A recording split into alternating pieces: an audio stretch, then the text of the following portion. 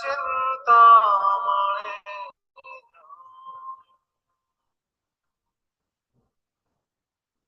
रत्नामंदिर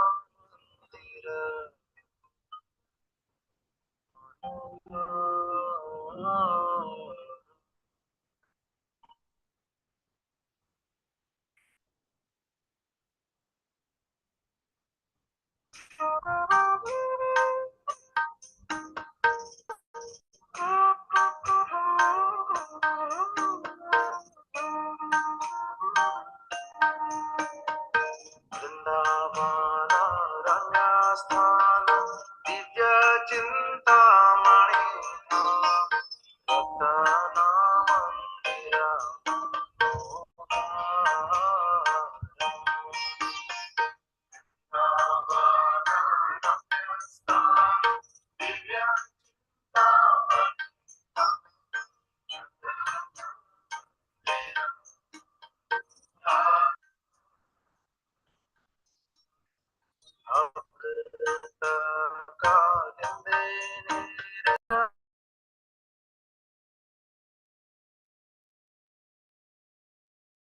Hare Krishna. Hare Hare Krishna. Krishna, Prabhuji. Hare Krishna, Babuji. Hare Krishna, Mataji. Please accept my humble obeisances. Hare Krishna, Dharma Prabhuji. Accept my humble obeisances too. Are we expecting more devotees? Yes, I just informed them and they have all seen the notification, so they should be joining. But today is Sunday and majority of them are in the temple, so maybe after the group puja they will join. Okay. We'll chant the prayers. Om Jnana Timirandasya Jnananjana Shalakaya Chakshurunmilitam Yena Tasmai Shri Gurave Namah Shri Chaitanya Manobhishtam Sthapitam Yena Bhutale Swayam Rupaha Kadamahyam Dadatim Swapadantikam Vandeham Shri Guru Shri Tapadakamadam Shri Gurun Vaishnavascha Shri Rupam Sagrajatam Savanara Gunatam Tam Sajivam Sadavaitam Savadutam Parijana Sahitam Krishna Chaitanya Devam Shri Radha Krishna Padam Sahagana Dalita Shri Vishakhanutasha Nama Om Vishnu Padaya Krishna Prishtaya Bhutale Srimate Bhakti Vedanta Swaminiti Namine Namaste Saraswate Deve Gauravani Pracharine Nirvisesha Shunyavadi Pashatya Veshatayini Namo Mahavadanyaya Krishna Prema Pradayate Krishnaya Krishna Chaitanya Namine Gaur Tushe Namo He Krishna Karuna Sindhu Dinabandho Jagatpate Gopesha Gopika Kanta Radha Kanta Namostute Tapta Kanchana Gaurangi Radhe Vrindavaneshwari Vrishabhanusute Devi Pranamami Haripriya Mancha Kalpatarurvyasya Kripa Sindhu Devacha Patitanam Pavanebhyo Vaishnavebhyo Namo Namaha Jai Shri Krishna Chaitanya Prabhu Nityananda Shri Advaita Gadadhara Shivasadi Gaur Bhaktivinoda Hare Krishna Krishna Krishna Hare Hare Hare Rama Rama Rama Hare Hare. Welcome. We are studying chapter 9 and we were discussing verse number, I think, 18 yesterday. Krishna is talking about, yeah, thank you. Krishna is talking about the worshippers of the universal form. The worshippers of the universal form are also one type of jnanis. and they are being described in this section. Their perception is that everything is absolute truth, Brahman, as everything comes from Brahman. And with that perception, when they engage in any activity, even if it's a material activity, because of their perception, their vision, transcendental vision, they do not incur any karmic reactions. That's how the subject was explained. We'll continue with verse 19. Same, similar topic, same section. Krishna is saying, Tapami aham varsham nighrinami utsrijami cha amritam chaiva mrityuscha sad asajjaham arjuna. O Arjuna, I give heat and I withhold and send forth the rain. I am immortality and I am also death personified. Both spirit and matter are in me. Krishna, by his different energies, diffuses heat and light through the agency of electricity and the sun. During the summer season, it is Krishna who checks rain from falling from the sky. And during the rainy season, he gives unceasing torrents of rain. The energy which sustains us by prolonging the duration of our life is Krishna. And Krishna meets us at the end as death. By analyzing all these different energies of Krishna, one can ascertain that for Krishna, there's no distinction between matter and spirit. Or in other words, he's both matter and spirit. In the advanced stage of Krishna consciousness, one therefore makes no such distinctions. He sees only Krishna in everything. Since Krishna is both matter and spirit, the gigantic universal form, comprising all material manifestations, is also Krishna. And his pastimes in Vrindavan as two-handed Shamsundara, playing on a flute, are those of the Supreme Personality of Godhead. Then Krishna changes the topic and he speaks about another kind of worshipper, the demigod worshipper. Traividya mang somapaha putapapa yagyer ishtva swaragatim prarthayante te punyamasadya surendralokam ashnanti divyan divideva bhogan. Those who study the Vedas and bring the Soma juice, seeking the heavenly planets, worship me indirectly. Purified of sinful reactions, they take birth on the pious heavenly planet of enjoy, where they enjoy godly delights. So, as I said yesterday, from verse 11 to verse number 25, Krishna talks about different kinds of worshippers or different kinds of people who approach him.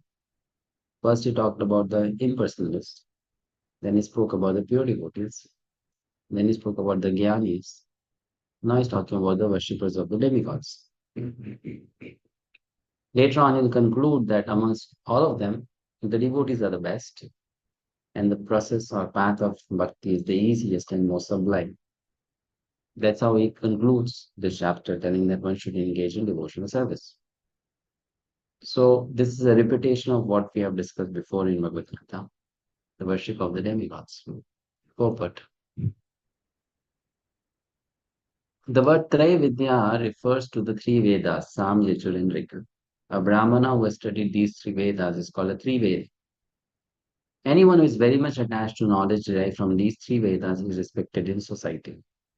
Unfortunately, there are many great scholars of the Vedas who do not know the ultimate purport of studying them. Therefore, Krishna herein declares himself to be the ultimate goal of the three Vedis.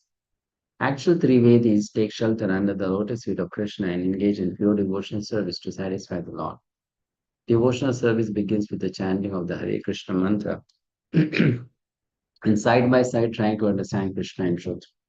Unfortunately, those who are simply official students of the Vedas become more interested in offering sacrifices to the different demigods like Indra and Chandra. By such endeavor, the worshippers of different demigods are certainly purified of the contamination of the lower qualities of nature and are thereby elevated to the higher planetary systems or heavenly planets known as Maharloka, Janaloka, Tapaloka, etc. Once situated on those higher planetary systems, one can satisfy his senses hundreds of thousands of times better than on this planet.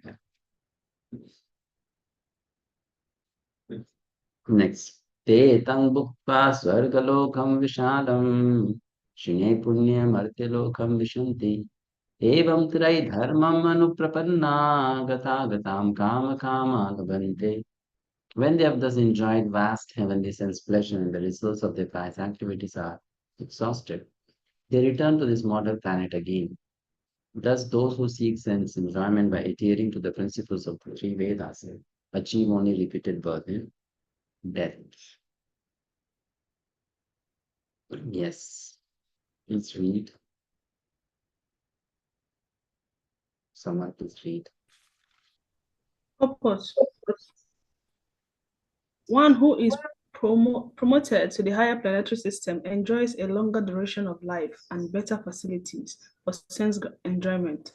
Yet one is not allowed to stay there forever.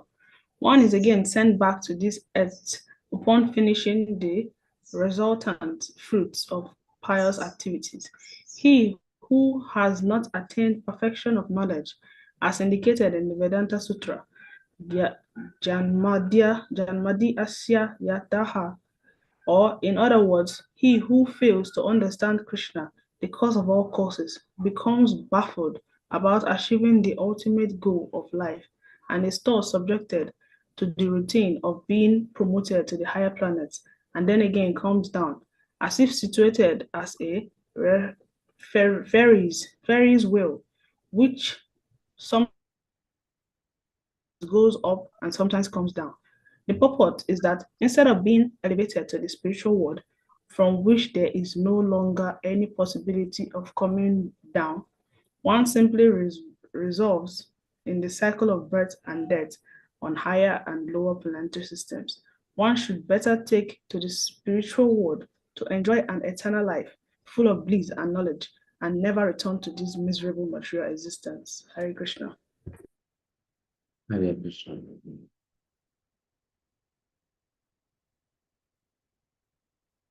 What is the difference between those who worship the demigods and those who worship Krishna in a pure, selfless, unalloyed attitude? Krishna personally takes care of such devotees, like a father, like a mother. Whereas the demigods, they are only order suppliers. You pay the price, they'll supply you what you need or what you want. But Krishna will also look after the need of the devotee. Ananaya Sintayanto Mam Ye Jana Paripasate Tesham Nityavayuktanam Yoga Shema Vahamyam. But those who always worship me with exclusive devotion, meditating on my transcendental form, to them I carry what they lack and I preserve what they have. Krishna personally maintains such devotees. He gives them what they lack, what they need, but they don't have to get it. They don't have money, they don't have time, they don't have intelligence. So they don't know how to get to the goal. But those devotees who are completely dependent on Krishna, Krishna provides to them personally if they lack something. And uh, if they lack something, Krishna will provide. And if they have something, Krishna will protect it, preserve it. Let's read the purport. Hare Krishna. Purport. One who is unable to live for a moment without Krishna consciousness cannot but think of Krishna 24 hours a day, being engaged in devotional service by hearing, chanting, remembering, offering prayers, worshipping, serving the lotus feet of the Lord, rendering other services, cultivating friendship, and surrendering fully to the Lord. Such activities are all auspicious and full of spiritual potencies, which make the devotee perfect in self-realization, so that his only desire is to achieve the association of the Supreme Personality of Godhead. Such a devotee undoubtedly approaches the Lord without difficulty. This is called yoga. By the mercy of the Lord, such a devotee never comes back to this material condition of life. Shema refers to the merciful protection of the Lord. The Lord helps the devotee to achieve Krishna consciousness by yoga, and when he becomes fully Krishna conscious, the Lord protects him from falling down to a miserable condition of life. Hare Krishna. Yes, thank you. And there are so many stories from Vaishnava history that Krishna protected the devotee, provided the devotee, right? So numerous examples are there. Many, many examples.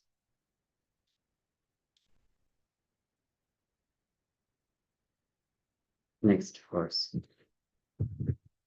ये अन्य देवता भक्ता यजन्ते श्रद्धयान्विताः तेऽपि मामेव कौन्तेय यजन्ति अविधिपूर्वकम्.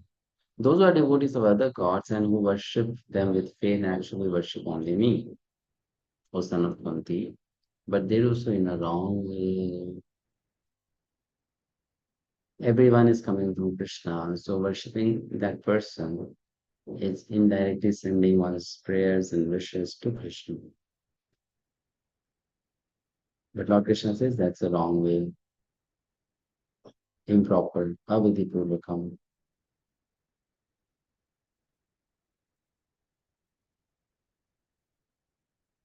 Purport. So one please read.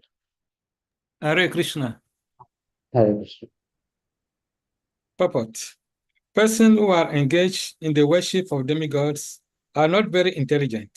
Although such worship is offered to me directly, Krishna says, for example, when a man pours water on the leaves and branches of a tree without pouring water on the roots, he does so without sufficient knowledge or without observing regulative principles. Similarly, the process of rendering service to different parts of the body is to supply food to the stomach. The demigods are so to speak different officers and directors in the government of the Supreme Lord. One has to follow the laws made by the government, not by the officers or directors. Similarly, everyone is to offer his worship to the Supreme Lord only. That will automatically satisfy the different officers and directors of the Lord. The officers and directors are engaged as representatives of the government, and to offer some bribe to the officers and directors is illegal. This is stated here as Avidhi Purvakam. In other words, Krishna does not approve the unnecessary worship of the demigods. Hare Krishna. Hare Krishna. Next verse. Aham hi sarva yajnanam bhokta cha prabhurev cha na tu mam abhijananti tattvenatascha vantite. I am the only enjoyer and master of all sacrifices. Therefore, those who do not recognize by me as the man of sacrifice, those who do not recognize by true transcendental nature fall down. Purport. Yes, Ananga Mahimataji. Hare Krishna. Yeah. Purport. Here it is clearly stated that there are many types of yagya performances recommended in the Vedic literatures, but actually all of them are meant for satisfying the Supreme Lord. Yagya means Vishnu. In the 3rd chapter of Bhagavad Gita, it is clearly stated that one should only work for satisfying Yagya or Vishnu. The perfectional form of human civilization known as Varnashram Dharma is specifically meant for satisfying Vishnu. Therefore, Krishna says in this verse, I am the enjoyer of all sacrifices because I am the supreme master. Less intelligent persons, however, without knowing these facts, worship demigods for temporary benefits. Therefore, they fall down to material existence and do not achieve the desired goal of life. If, however, anyone has any material desire to be fulfilled, he had better pray for it to the Supreme Lord, although that is not pure devotion, and he will thus achieve the desired result. Hare Krishna. Hare Krishna.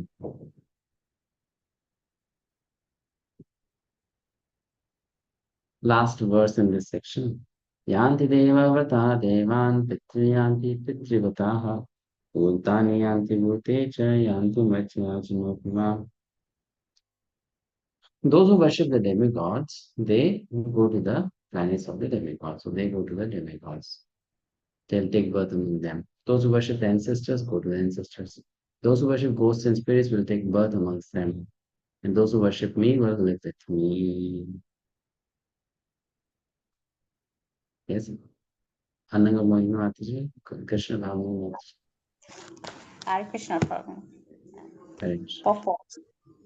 If one has any desire to go to the moon, the sun, or any other planet, one can attain the desired destination by following specific Vedic principle recommended for that purpose, such as the process technically known as Dasya Puranamasi. Those who are vividly described in the fruitive activities portion of the Vedas, which recommends a specific worship of demigods situated on different heavenly planets. Similarly, one can attain the Pitta planet by performing a specific yajna. Similarly, one can go to many ghostly planets and become a yaksha, raksha, or pasecha. Pasecha worship is called black art or black magic. There are many men who practice this black art and they think that it is spiritualism, but such activities are completely materialistic. Similarly, a pure devotee who worships the Supreme Personality of Godhead only achieves planet of the Vaikuntha and Krishna Loka without a doubt. It is very easy to understand through this important verse that if by simply worshiping the demigod, one can achieve the heavenly planet, or by worshiping the Peters, achieve the Peters planet, or by practicing the black arts, achieve the ghostly planet, why can the pure devotee not achieve the planet of Krishna or Vishnu? Unfortunately, many people have no information of these sublime planets where Krishna and Vishnu live, and because they do not know of them, they fall down. Even the impersonalists fall down from the Brahma Jyoti. The Krishna consciousness movement is therefore distributing sublime information to the entire human society to the effect that by simply chanting chanting Hare Krishna mantra, one can become perfect in this life and go back home, back to Godhead. Hare Krishna. Hare Krishna.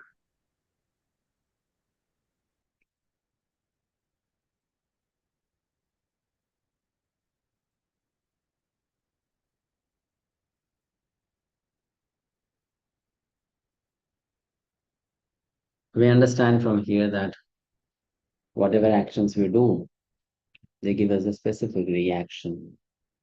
If we worship the demigods, we adore the demigods, we desire to be together with them, then we go to them. If we worship our ancestors, adore them, appreciate them, want to be with them, we go there. And if we want to attract the negative souls, the impious souls, wandering around in the spiritual sky, not spiritual sky, but the Brahmajyoti, if they want to come, then they worship the ghosts. They are attracted towards them. So then they go to them. I think this thing is common even in Africa. Negative energy, black magic, black art, all that. Worshipping the ghosts and spirits. Right? It's there, right? In Africa also. Yes, Robert. Mhm. And one who worships Krishna will go to Krishna. So Krishna is comparing the path of bhakti to different paths. And then he's explaining that the path of bhakti is so simple and so easy, unlike the other paths.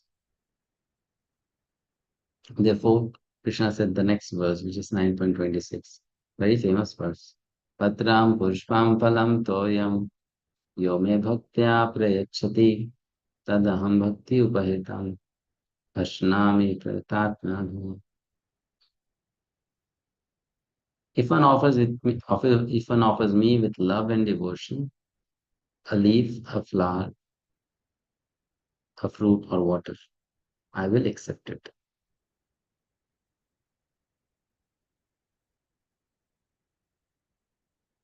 So Krishna is saying everything in singular quantity. A flower, a fruit, a leaf. We'll know about that statement later. Why Krishna said a flower, a fruit, a leaf, and little water.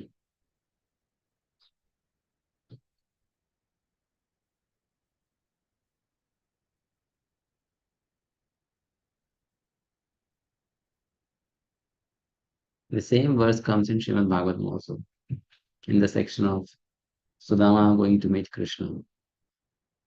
So Vishwanath Yogi Thakur says, Krishna gets so much carried away by the love of his devotees that sometimes he even forgets what is edible and what is not edible. No one eats flowers, right? One can eat a fruit, one can eat a leaf, but hardly someone eats any flower. But Krishna is saying, out of love for my devotee, if that devotee offers me flower, I will eat that also, which is quite unlikely.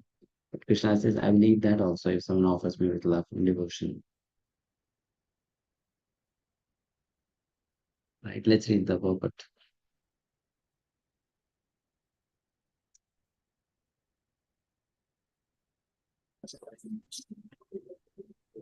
Hare Krishna, for the intelligent person, it is essential to be in Krishna consciousness, engage in transcendental loving service of the Lord, in order to achieve a permanent, blissful abode for eternal happiness.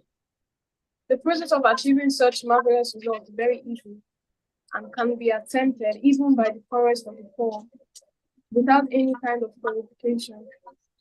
The only qualification required in this connection is to be a pure devotee of the Lord. It does not matter what one is or where one is situated.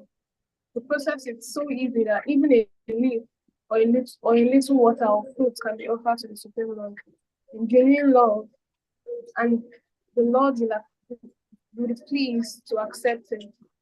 No one, therefore, can be barred from Krishna consciousness, because it is so easy and universal. Who is such a fool that does not want to be Krishna conscious by this simple method and thus attain highest perfectional life of eternity, bliss, and knowledge? Krishna wants only loving service and nothing more. Krishna accepts even a little flower from his pure devotee. He does not want any kind of offering from a non-devotee. He is not in need of anything from anyone, because he is self-sufficient, and yet he accepts the offering of the devotee in an exchange of love and affection. To develop Krishna consciousness is the highest perfection of life. Bhakti is mentioned twice in this verse in order to declare more emphatically that Bhakti, or devotional service, is the only means to approach Krishna. No other conditions, such as becoming a Brahmana, a learned scholar, a very rich man, or great philosopher can induce Krishna to accept some offerings. Without the basic principle of bhakti, nothing can induce the Lord to agree to accept anything from anyone. Bhakti is never casual. The process is eternal. It is direct action in service to the absolute will. Here, Lord Krishna, having established that he is the only enjoyer, the primeval Lord, and the real object of all sacrificial offering, reveals the types of sacrifices he desires to be offered. If one wishes to engage in devotional service to the Supreme in order to be purified and to reach the goal of life, the transcendental loving service of God, then one should find out what the Lord desires of him. One who loves Krishna will give him whatever he wants, and he avoids offering anything which is undesirable or unasked. Thus, meat, fish, and eggs should not be offered to Lord Krishna. If he desired such things as offerings, he would have said so. Instead, he clearly requests that a leaf, fruit, flowers, and water should be given to him. And he says, of this offering, I will accept it. Therefore, we should understand that he will not accept meat, fish, and eggs, vegetables, grains, fruits, milk, and water are the proper fruits for human beings and are described by Lord Krishna himself. Whatever else we eat cannot be offered to him, since he will not accept it. Thus, you cannot be acting on the level of loving devotion if you offer such foods.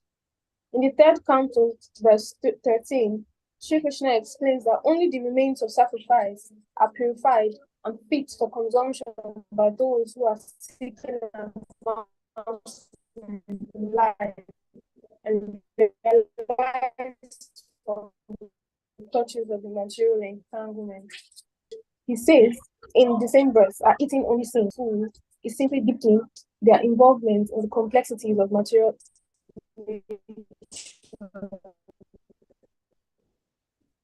Thank you. But preparing nice the picture of deity of Lord Krishna and bowing down and praying for him to accept such humble offering enable one to advance steadily in life, to purify the body, and to create fine brain tissues which will lead to clear thinking. Above all, the offering should be made with an attitude of love. Krishna has no need for food, since he already possesses everything that be, yet he will accept the offering of one who desires to please him in that way. The important element in preparation is in serving and offering is to act with love for Krishna. The impersonalist philosophers who wish to maintain that the absolute truth is without senses cannot comprehend this verse of Bhagavad Gita. To them, it is either a metaphor or proof of mundane character of Krishna. The speaker of Krishna, the speaker of Bhagavad Gita. But in actuality, Krishna, the Supreme Personality of the Supreme Godhead, had senses, and it is stated that his senses are interchangeable.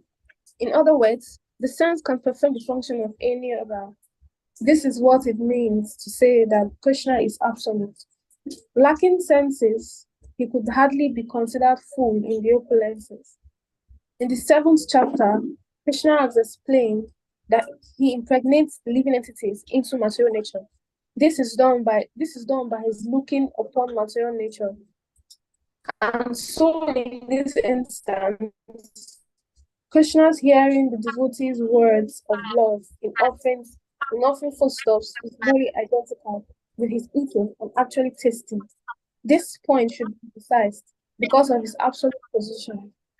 His hearing is only identical with his eating and tasting. Only the devotees who accept Krishna as he describes himself without interpretation can understand that the Supreme Absolute Truth can eat food and enjoy it. I wish.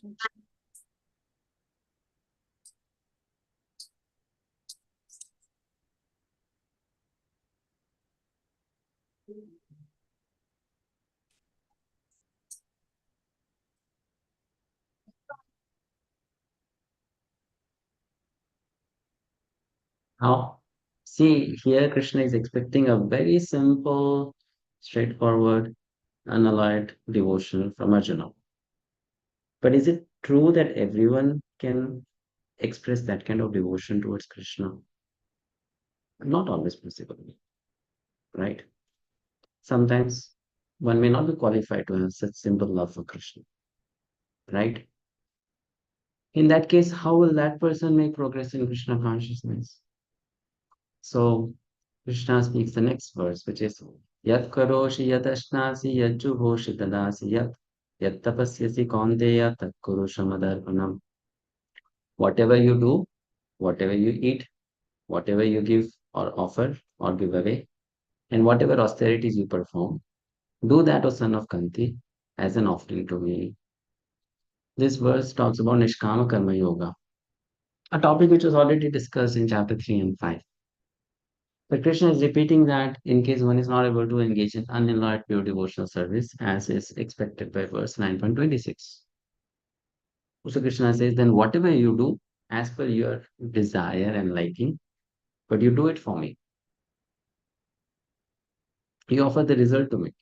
In that way, you begin to offer the results of your activities to me and makes progress slowly in the spiritual life. Thus, it is a duty of everyone to mold his life in such a way that he will not forget Krishna in any circumstance. Everyone has to work for maintenance of his body and soul together. And Krishna recommends here that one should work for him. Everyone has to eat something to live. Therefore, he should accept the remnants of foodstuffs offered to Krishna. Any civilized man has to perform some religious ritualistic ceremonies. Therefore, Krishna recommends, do it for me, and this is for Archana. Everyone has a tendency to give something in charity. Krishna says, give it to me. And this means that all surplus money accumulated should be utilized in furthering the Krishna consciousness movement. Nowadays, people are very much inclined to the meditational process, which is not practical in this age. But if anyone practices meditating on Krishna 24 hours a day by chanting the Hare Krishna mantra down his beats, he is surely the greatest meditator and the greatest yogi, as substantiated by the 6th chapter of Bhagavad Gita. Next verse. Shubha Shubha Phale Devam Mokshase Karma Bandhanehi Sannyasa Yoga Yuktatma Mukto Mam Upashyasi. In this way, you'll be freed from bondage to work and its auspicious and inauspicious results.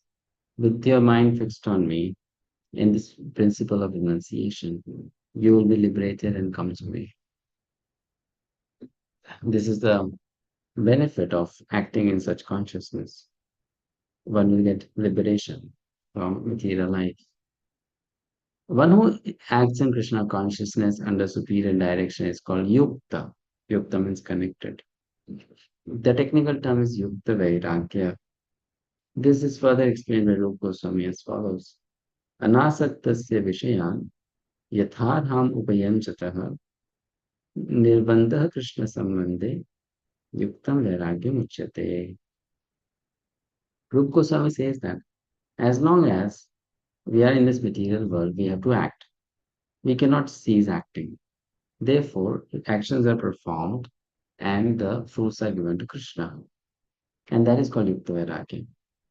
Actually, situated in renunciation, such activities clear the mirror of the mind. And as the actor gradually makes progress in Krishna, in spiritual realization, he becomes completely surrendered to the Supreme Personality of Godhead. Therefore, at the end, he becomes liberated. And this liberation is also specified. By this liberation, he does not become one with the Brahmajyoti, but rather enters into the planet of the Supreme Lord. It is clearly mentioned here, Mam Upashyasi, he comes to me, back home to God. There are 5 different stages of liberation. And here it is specified that the devotee who has always lived his lifetime here under the direction of the Supreme Lord, as stated, has evolved to the point where he can, after quitting this body, go back to Godhead and engage directly in the association of the Supreme Lord. Anyone who has no interest but to dedicate his life to the service of the Lord is actually a sannyasi. Such a person always thinks of himself as an eternal servant, dependent on the supreme will of the Lord. As such, whatever he does it for the benefit of the Lord. Whatever action he performs it as service to the Lord. He does not give serious attention to the fruitive activities or prescribed duties mentioned in the Vedas. For ordinary persons, it is obligatory to execute the prescribed duties mentioned in the Vedas, but although a pure devotee is completely engaged in the service of the Lord, may sometimes appear to go against the prescribed Vedic duties. Actually, it is not so. It is said, therefore, by Vaishnava authorities that even the most intelligent person cannot understand the plans and activities of a pure devotee. The exact words are Tandra Vakya Kriya Mudra Vikye na Buchai. A person who is thus always engaged in the service of the Lord or is always thinking and planning how to serve the Lord is to be considered completely liberated at present. And in the future, is going back home back to God, it is guaranteed. He is above all materialistic criticism, just as Krishna is above all criticism.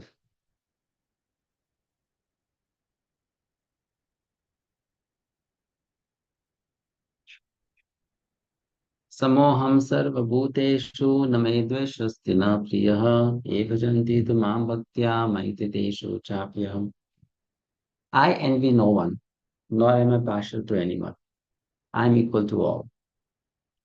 But whoever renders service unto me in devotion is a friend, is in me, and I am also a friend to him. So Krishna is talking about his reciprocation as the super soul and his reciprocation as the Supreme Personality of Godhead Krishna. As the super soul Paramatma, he is equal to all. He does not envy anyone, is not partial to anyone. But as the Supreme Personality of Godhead Krishna, he does show special favor to his devotees, right? So he's saying, and that's the then benefit of being a devotee of Krishna. Krishna is glorifying the path of devotion. So he says, I am specially inclined to a devotee. Let's read this purport. Hare Krishna purport. One may question here that if Krishna is equal to everyone and no one is his special friend, then why does he take a special interest in the devotees who are always engaged in his transcendental service? But this is not discrimination.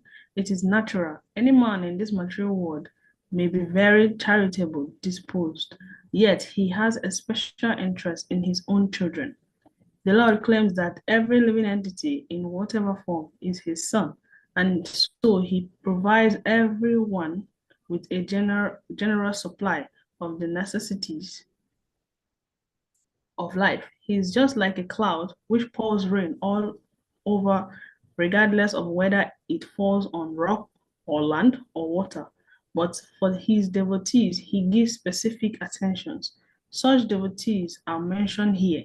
They are always in Krishna consciousness, and therefore they are always transcendentally situated in Krishna. The very phrase Krishna consciousness suggests that those who are in such consciousness are living transcendentalists situated in him. The Lord says here distinctly, Maite, they are in me. Naturally, as a result, the Lord is also in them. This is reciprocal. This also explains the word ye hata. Ye hata mam prapadyante tam stataiva bhujami aham. However, whoever surrenders unto me proportionately, I take care of him. This transcendental reciprocation exists between both the Lord and the devotee are conscious. When a diamond is set in a golden ring, it looks very nice. The gold is glorified, and at the same time, the diamond is glorified. The Lord and the living entity eternally glitter And when a living entity becomes inclined to the service of the Supreme Lord, he looks like gold. The Lord is the diamond. And so this combination is very nice. Living entities in a pure state are called devotees. The Supreme Lord becomes the devotee of his devotees. If a reciprocal relationship is not present between the devotee of the Lord, then there is no personalist philosophy. In the impersonal philosophy, there is no reciprocation between the supreme and the living entity, but in the personalist philosophy, there is. The example is often given that the Lord is like a desire tree, and whatever one wants from this desire tree, the Lord supplies. But here, the explanation is more complete. The Lord is here stated to be partial to the devotees. This is a manifestation of the Lord's special mercy to the devotees. The Lord's reciprocation should not be considered to be under the law of karma. It belongs to the transcendental situation in which the Lord and his devotee function. Devotional service to the Lord is not an activity of this material world. It is part of the spiritual world, where entity, bliss, and knowledge predominate. Hare Krishna. Hare Krishna. So this is a special favor from Krishna to his devotees. He forgives them more, he rewards them, he takes extra care of them, personal care for them. And in that way, he blesses them more than others. So why not everyone should become a devotee of Krishna? Can you give some examples from scriptures where Krishna has shown partiality towards his devotees?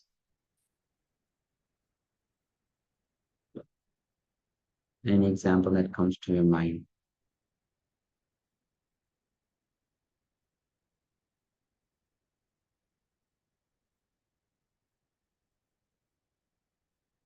Hare Krishna. Hare Hare Krishna. Krishna.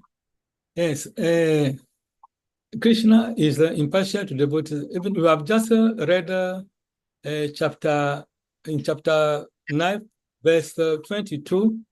He says that he provides for the needs of his devotees, and okay, yes, he provides for the needs of devotees and keep the devotees' goods. So I think for that, in that part also we can see the partiality of Krishna. Chapter 9, verse 22. Okay, thank you. Yeah, you're welcome. But can you give some example from the scripture?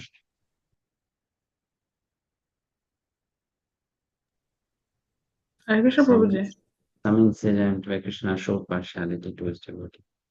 Is it any of the past time where he displayed this kind of Yeah. partiality? Okay, can I use the example of when the ocean was shunned and between the demigods and the demons?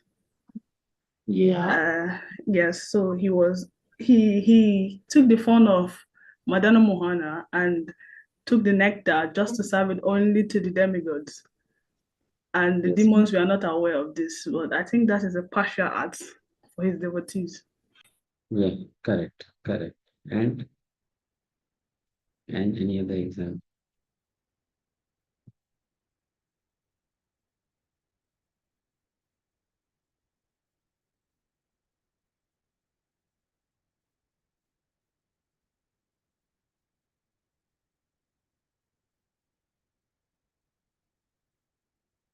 Any other example? Hare Krishna. Hmm. Yeah. Yes, we have also the part that when Krishna appears millennium after millennium, so it is to protect his devotees and annihilate the miscreants. That also is a partial. That shows the partiality of Krishna. Hare Krishna. Okay. Any other example?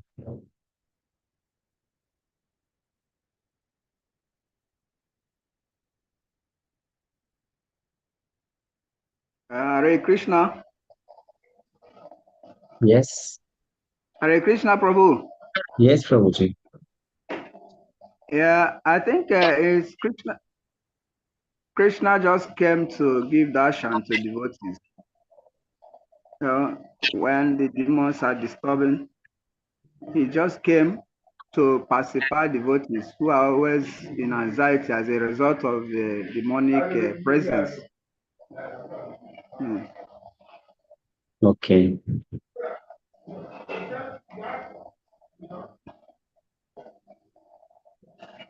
Hare Krishna. I think that's a little I can contribute. These human beings are making.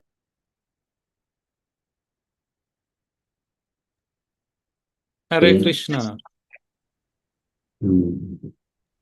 Hare Krishna Prabhuji. How about Vamana Deva taking the form of a beggar from Bali Maharaj just so that he could actually relieve the demigods from the hold of Bali Maharaj? Is that also a partial act? Yeah, okay.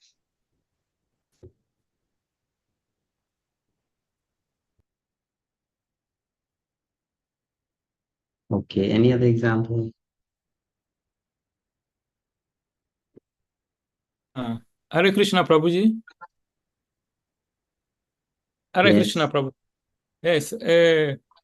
When we take the example of Prahlad Maharaj and his father Hiranyakashipu, we can see that I mean this Narasimhadev then took the side of Prahlad Maharaj and then killed the father. Is that also an act of partiality? Yeah.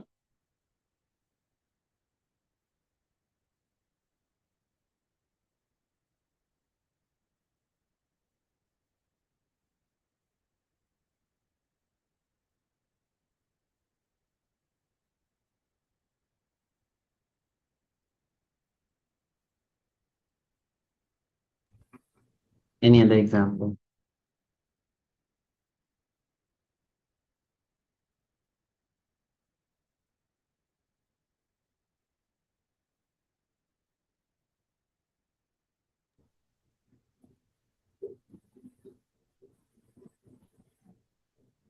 No other example?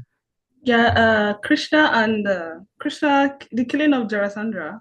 Krishna gave a clue of how Bhimasena could actually kill Jarasandha by giving him a sign in the battle that he should tear him into two and separate him in two opposite directions. That's also a partiality, right?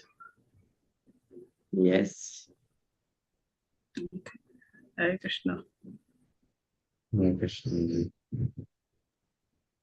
Hare Krishna Prabhuji. Hmm.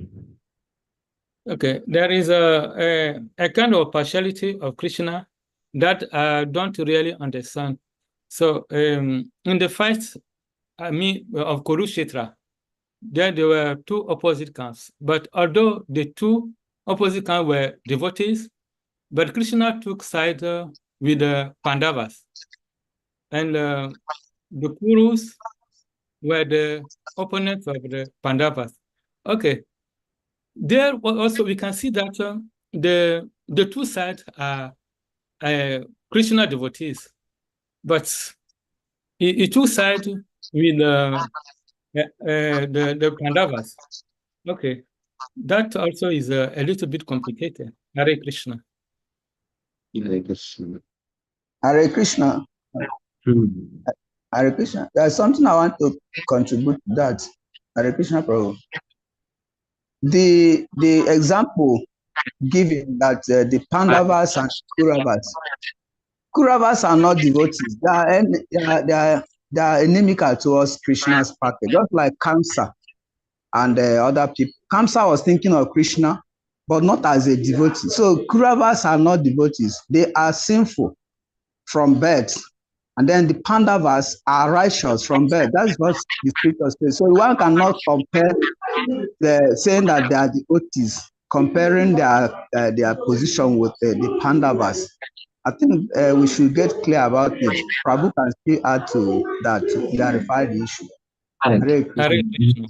Kauravas Thank are you. not devotees, but still Krishna did show partiality to the Pandavas. Yeah. Kauravas are not devotees, but Krishna did show partiality. Right? Like for example, when Jayadratha challenged Arjuna, then Krishna covered the sun. That is partiality. Then when Karna was standing on the ground, his chariot was stuck in the mud. Krishna told Arjuna, you shoot him, you kill him. In many ways. Yes. Yes. But I'll give you one example which shows very clearly how Krishna becomes partial towards his devotees. You know, from Ramayana, the story of Vali and Sugriv. Yes. So we know that Vali became an enemy of his younger brother Sugriv, and he sent him to the forest. Didn't allow him to be a part of the kingdom anymore. So Lord Ramchandra, he became a friend of Sugriv later, and then he told Sugriv that we are friends now. So your problem is my problem, and my problem is your problem. I'll kill Bali and get the kingdom back to you. And you help me to find Sita and get her back to me. Right? Isn't Yes. it? Yes, Prabhuji. So Lord Ramchandra killed Vali. And one of the reasons he gave to Vali for killing Vali was that when Sugriva was away, Vali had a physical relationship with Sugriva's wife. So Lord Ramchandra said, you are an elder brother of Sugriv. So Sugriv's wife is like your daughter. And still you had physical relationship with her. So I'm punishing you. I'm killing you because you did a wrong act. Okay? Yes, But Prabhuji. after Vali died, then Vali's wife, her name was Tara.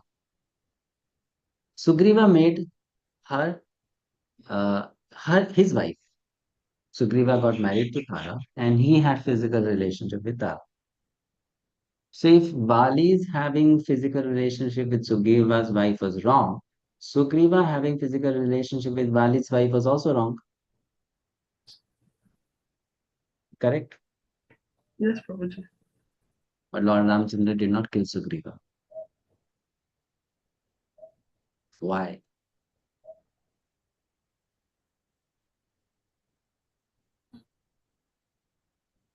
Both did the same mistake. But one person got killed, the other person did not get killed by Lord Ramchandra. Why? I think that is the partiality because this is That's devotee. partiality. Because Sugriva is a devotee and it did service to Lord Ramchandra. So Lord Ramchandra forgave. It's okay, I forgive. So that's how Lord is partial towards his devotees. He's partial. Because he sees that they have done some seva, they've done some service to me. So they're partial. Okay, next verse. Api chet suduracharo bhajate mam ananya bhag sadureva samantavya samyak vyavisuto hisaha. Even if one commits the most abominable action, if he is engaged in devotional service, he is to be considered saintly because he is properly situated in his determination. So that is Krishna's partiality. Even if someone engages in some wrong act, Krishna is saying, if that person is engaged in devotional service with determination, I consider that person as a saint. Let's read the purport. Apurva Prabhu, please read the purport.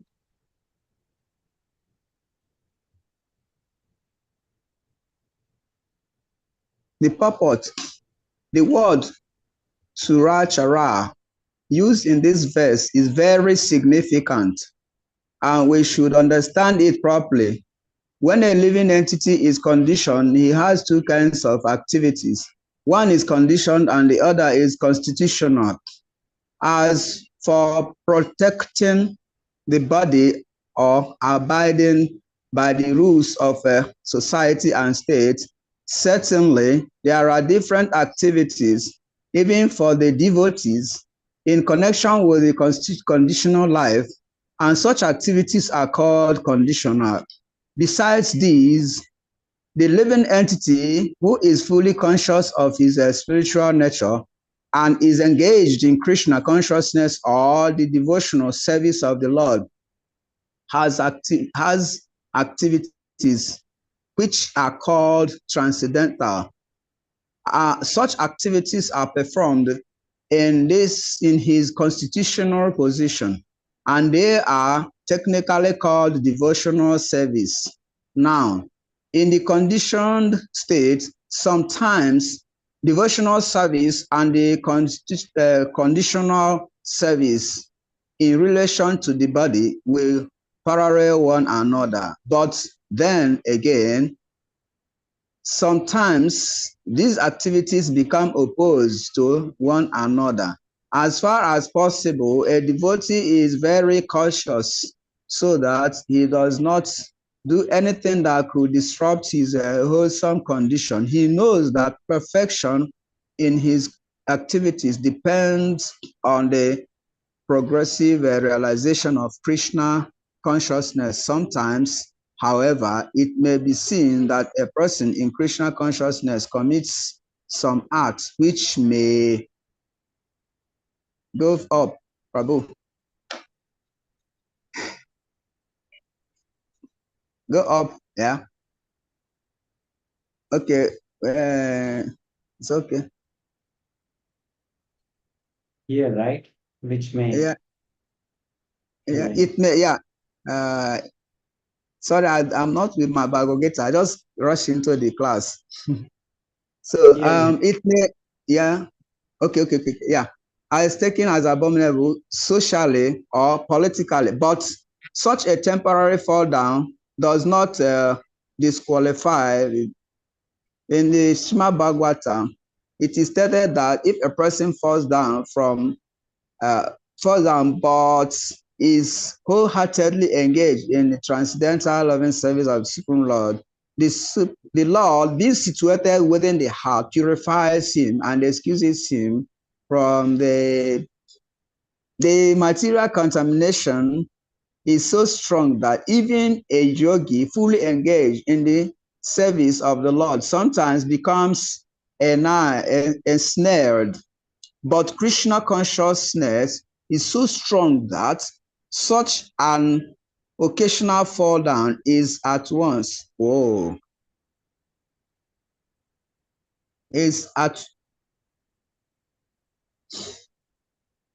So something popped up in my system.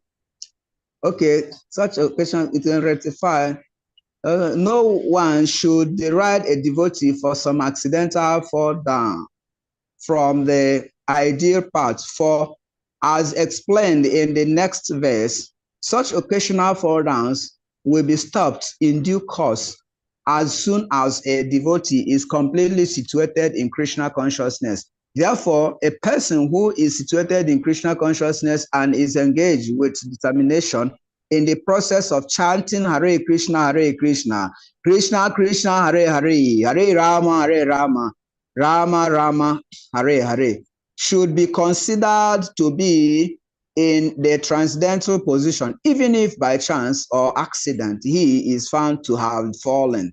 The word Sadoreva, he is saintly, are very significant, are very emphatic. They are a warning to the non-devotees that because of an accidental fall down, a devotee should not be derided. He should still be considered saintly, even if he has accidentally fallen down. And the word Mantavyaha is still more emphatic. If one does not follow this rule and derides a devotee for his accidental fall down, then one is disobeying the order of the Supreme Lord.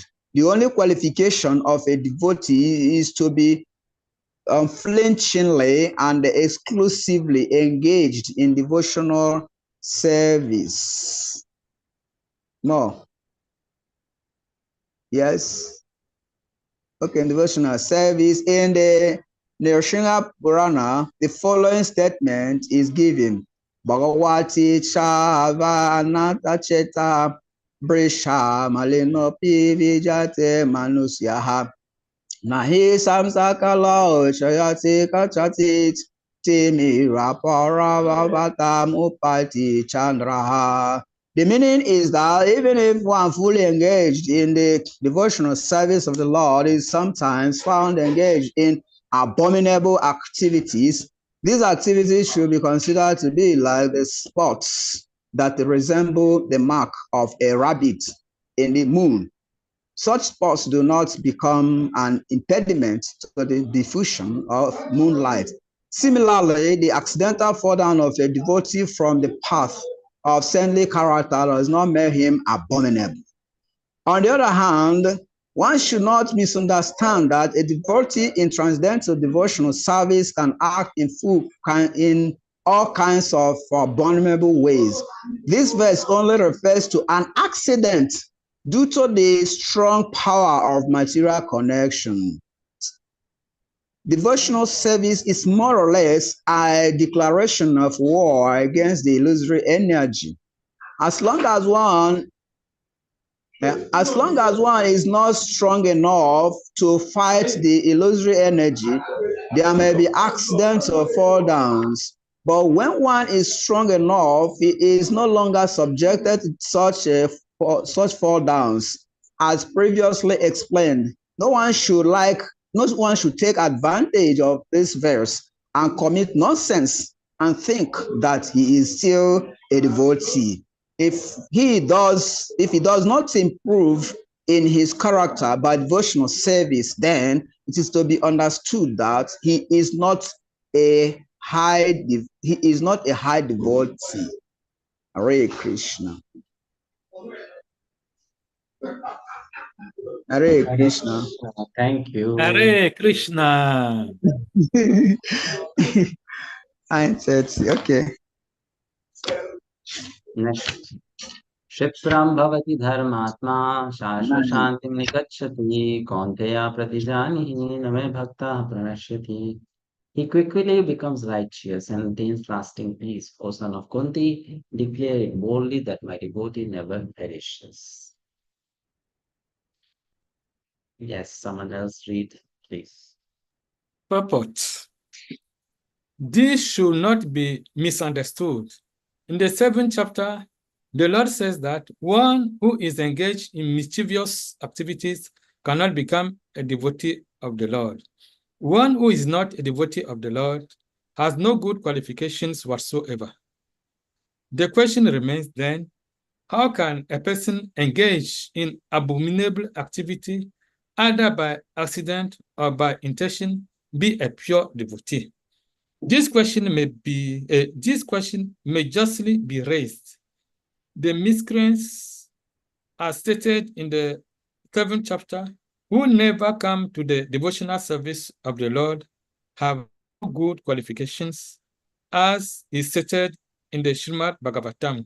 Generally, a devotee who is engaged in the 9 kinds of devotional activities is engaged in the process of cleansing all material contaminations from the heart. He put the Supreme Personality of Godhead within his heart, and all sinful contaminations are naturally washed away. Continuous thinking of the Supreme Lord makes him pure by nature. According to the Veda, there is a certain regulation that if one falls down from his exalted position, he has to undergo certain ritualistic processes to purify himself.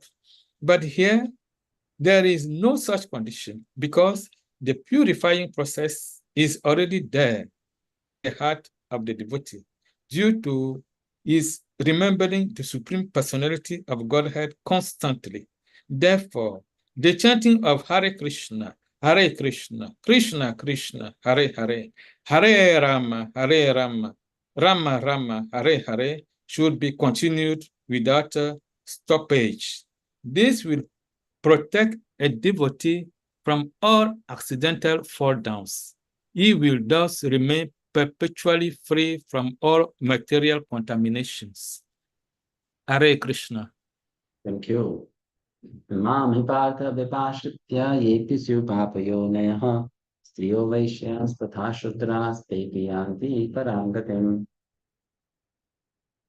O son of Pritha, those who take shelter in me, though they be of lower birth, women, Vaishyas, merchants, and Shudras, workers, can attain the supreme destination. Purport. Yes, Mataji, please read. Hare Krishna. Purport. It is clearly declared here by the Supreme Lord that in devotional service there is no distinction between a lower and higher classes of people. In the material conception of life, there are such divisions, but for a person engaged in transcendental devotional service to the Lord, they are not. Everyone is eligible for the supreme destination. In the Srimad Bhagavatam 2.4.18, it is stated that even the lowest, who are called chandalas, dog eaters, can be purified by association with the pure devotee. Therefore, devotional service and the guidance of a pure devotee are so strong that there is no discrimination between the lower and higher class of men. Can take to eat. The most simple man taking shelter of the pure devotee. The most simple man taking shelter of a pure devotee can be purified by proper guidance. According to the different mode of material nature, men are classified in the mode of goodness, brahmanas, the mode of passion, kshatriya, or administrators, the mixed modes of passion and ignorance, vaishyas and merchants, and the mode of ignorance, sudras or workers. Those lower than them are called chandalas, and they are born in sinful families. Generally, the association of those born in sinful families is not accepted by the higher classes, but the process of devotional service is so strong that the pure devotees of the Supreme Lord can enable people of all the lower classes to attain the highest perfection of life. This is possible only when one takes shelter of Krishna, as indicated here by the word vyapasritya. One has to take shelter from Krishna. Then one can become much greater than great jnanis and yogis.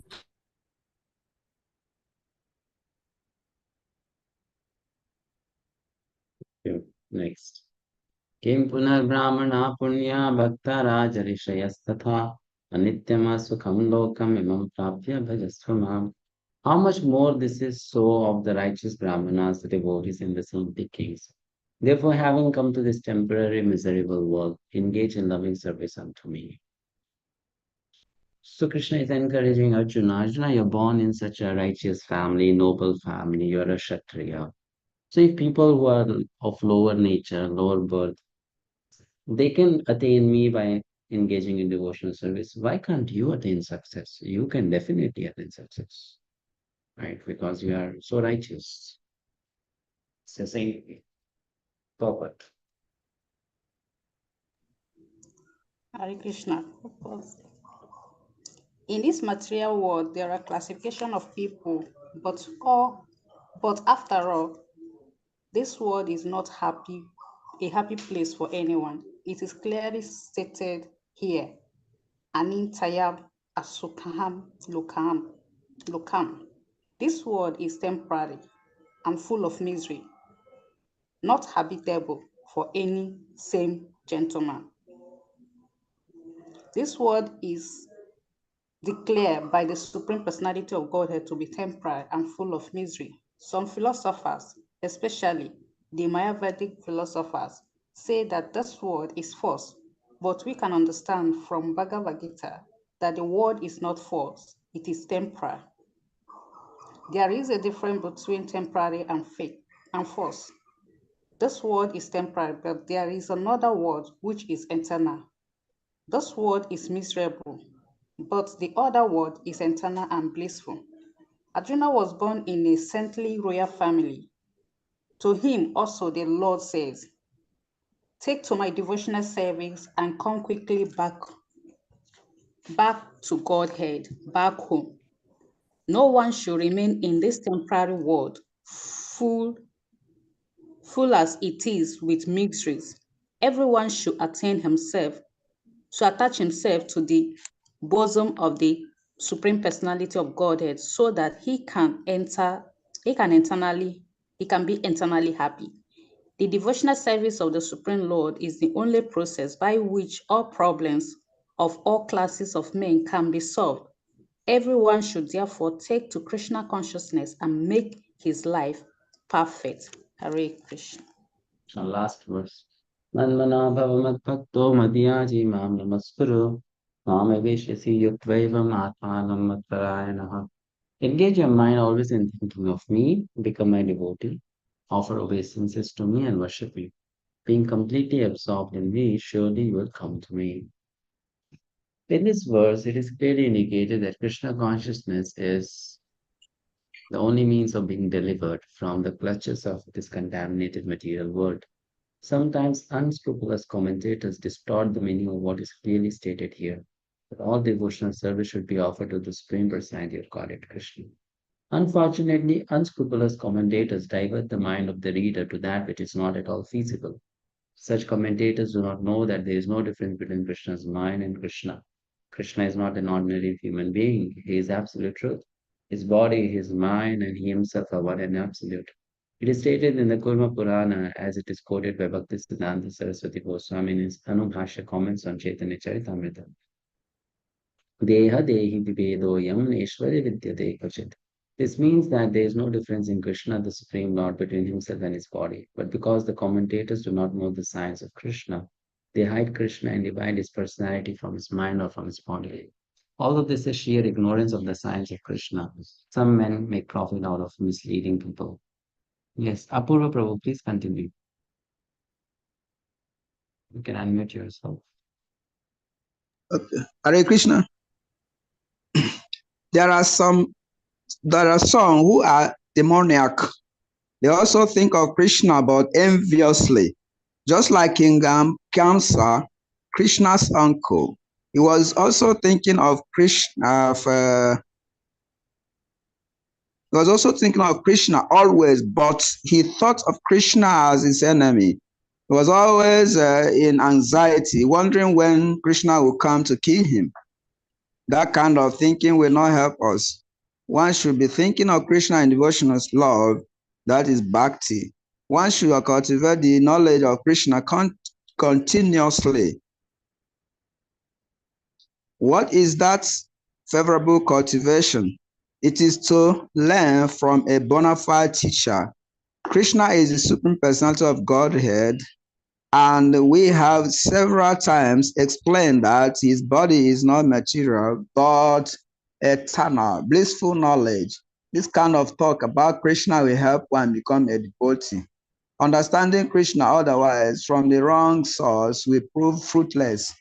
One should therefore engage his mind in the eternal form, the primary form of Krishna, with conviction in his heart that Krishna is the Supreme. He should engage himself in worship. There are hundreds of thousands of temples in India for the worship of Krishna, and devotional service is practiced there. When such practice is made, one has to offer obeisances to Krishna. One should lower his head before the deity and engage his mind, his body, his activities, everything that will make one fully absorbed in Krishna without deviation. This will help one transfer to Krishna love. One should not be deviated by unscrupulous commentators. One must engage in the 9 different processes of devotional service, beginning with hearing and chanting about Krishna. Pure devotional service is the highest achievement of human society. The 17th and 18th chapters of Bhagavad Gita have explained pure devotional service to the Lord that is free from speculative knowledge, mystic yoga, and fruitive activities.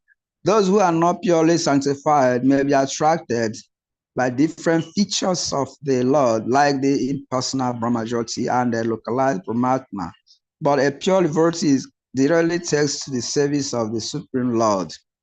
There is a beautiful poem about Krishna in which it is clearly stated that any person who is engaged in the worship of the demigods is most unintelligent and cannot achieve at any time the supreme awards of Krishna.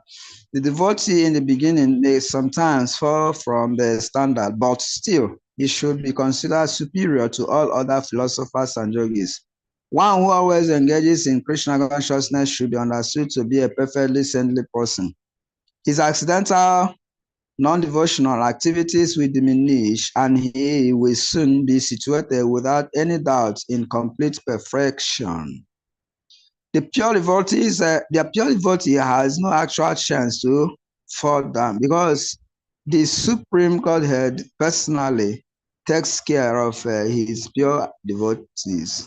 Therefore, the intelligent person should take directly to the process of Krishna consciousness and happily live in this material world. He will eventually receive the supreme award of Krishna. Thus, hence the Bhagavad purports to the 9th chapter of the Srimad Bhagavad Gita in the matter of the most confidential knowledge. Hare Krishna. Hare Krishna. Thank you. Okay. Any question?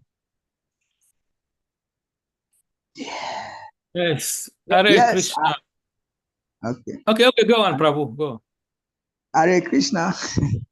Yeah, I have a question. My question is, why is it that Krishna shows partiality to his devotees? Krishna will always show partiality, but Krishna stated somewhere that he is a father of everyone. Is partial to nobody. Partial to nobody. But then he said, whoever that surrenders to him, somehow or the other, I want you to clear the doubts in me that Krishna favors particular devotee, and then he wants the other one to have issues. Taking into account that the scripture says that all of us were created by Krishna. Everybody is searching for Krishna and everybody is thinking of Krishna.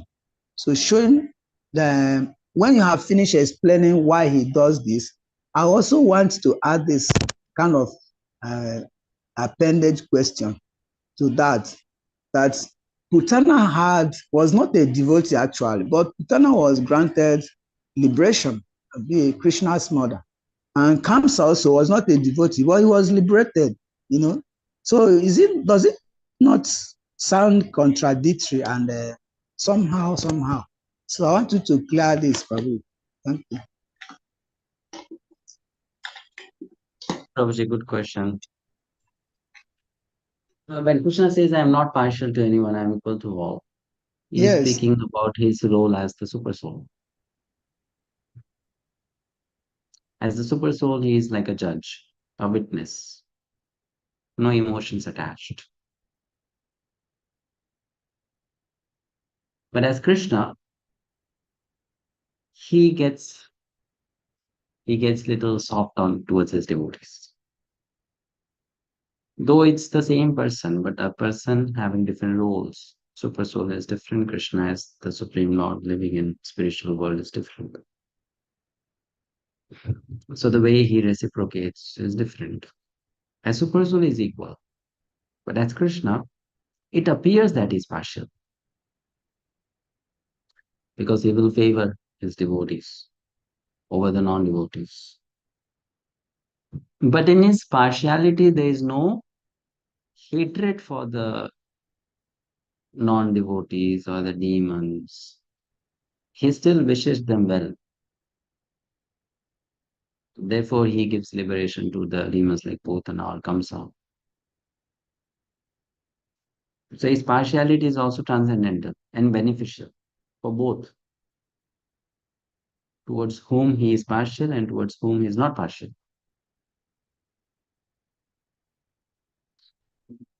But Prabhupada says it's natural.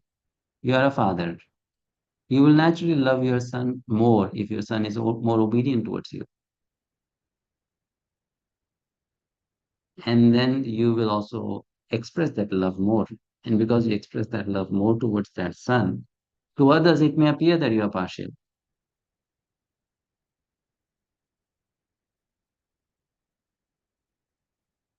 However, you wish well to everyone, right?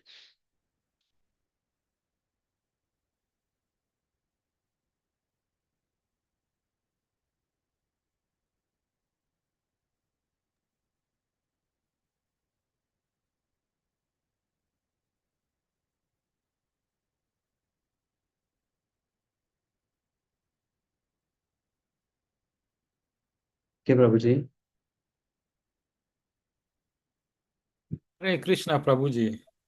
Okay. I would like to come back to the 20th verse where it was mentioned that the three Vedas are Sama, Yajur, and Rig. So I would like you to elaborate on them, please, Prabhuji. These are the essential Vedas. Rig Veda talks about the praise of different demigods. Samaved is hymns and prayers. And Yajurved contains practical instructions on how to conduct a sacrifice, a fire sacrifice.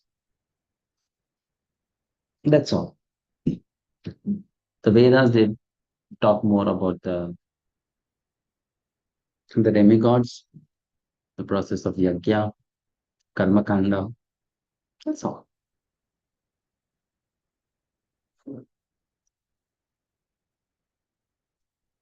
That's the subject matter given in the Vedas, Rig, Yajur, Sam. Nothing more than that.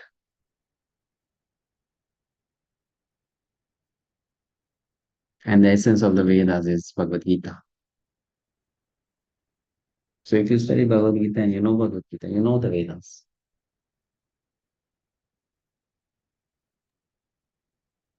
Okay. Okay. Hare Krishna Prabhuji. Thank you. Hare Krishna. Yes, any other question? Hare Krishna Prabhu. Yes, Mataji. Prabhuji. Please, my question will be coming from text 25, please. Can you hear me? Yes. Yeah. Where it is stated that people that worship different demigods and those that do the black magic and all that, they attend at time of death, they attend such planetary, and they are bound to fall down again, come back to earth. Why is this so? But those in Krishna consciousness, when they attend Krishna, it is superior. It is back to Because Godhead and never comes back. Krishna's planet is beyond the material sky. So once you go there, you don't have to come back again. But all the demigods, all the other personalities, they live in the material world. And it's not a permanent place. In material world, nothing is permanent. So you go anywhere, you have to change your position. You have to come back. You can't be fixed in anything permanently in material world. So one has to come back to the field of work, and planet Earth, human form of life, is the field where you generate new karma. That's why. But when you go to Krishna, Krishna's position in his planet is permanent. So your position also there becomes permanent or eternal. So then you don't have to come back from there.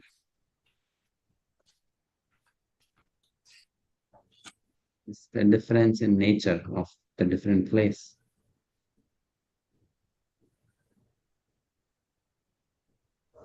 All right. The nature of Alright. that place is different. The nature of the place where Krishna is different. The nature of the heaven is different. Yeah. Thank you, Prabhuji. Thank you, Mataji. Hare Krishna, Prabhuji. Hare Krishna. Okay, my question goes like this. This whole chapter 9 verse is talking about devotional service, most especially devotional service. At what we do, what we are supposed to be doing here in this material world, and even after the material world, when we go back to the spiritual planet, we should still continue this devotional service. Now, my question is, if you find yourself in a situation whereby you are performing your devotional service, but the environment is not helping, the environment you are is not helping you, it's kind of, you are around people that you are not okay with. Naturally, we human beings, we tend to sometimes feel awkward or somehow not pleasant towards some particular people. Not that we want to, but it's actually happened. And you find yourself in this kind of situation. But materially, you can't go anywhere. You have to stay there to practice your devotional service. And you are trying to do this. And then again, another thing is sometimes as a woman, you are conditioned, even the scripture says it, that a woman should be under the father. If you're not under the father, then you should be under your husband. And in case if the husband is dead, should be under the grown-up son. So with this kind of condition, you find yourself in this situation, but it is not actually helping you to do your devotional service well. What do you do?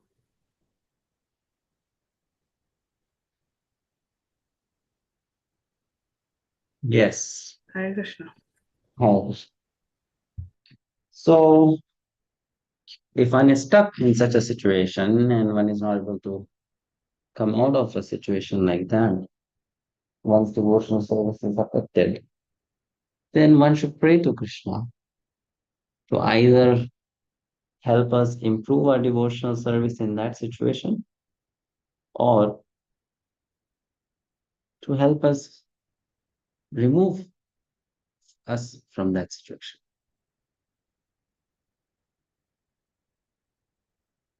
Only two possible solutions are there. Either the situation has to change or you have to become a better devotee in the same situation. So we need to ask Krishna for help. We need to pray to Krishna. And then Krishna will eventually make either of the two true. Either he will help us become a better devotee in that situation itself, or he will change the situation for us.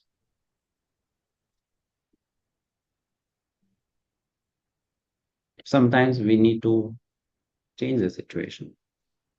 Sometimes we can't change the situation. So we need to depend on Krishna for that.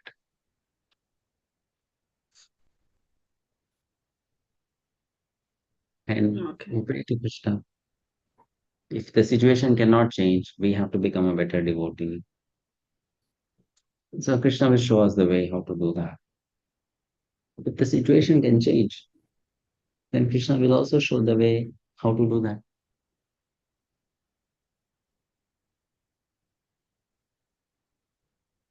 But we have to depend on Krishna. We have to leave it upon Krishna.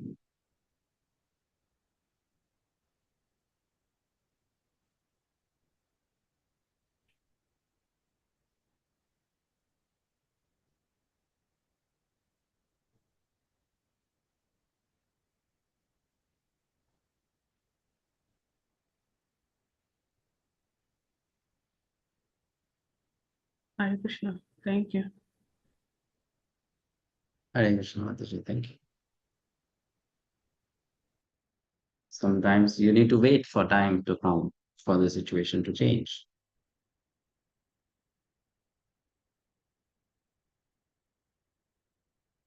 Yes. Any other question?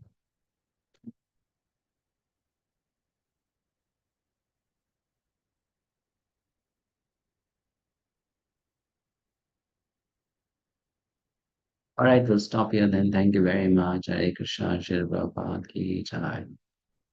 Jai. Hare Krishna. Right. Thank you, Prabhu. Hare Krishna.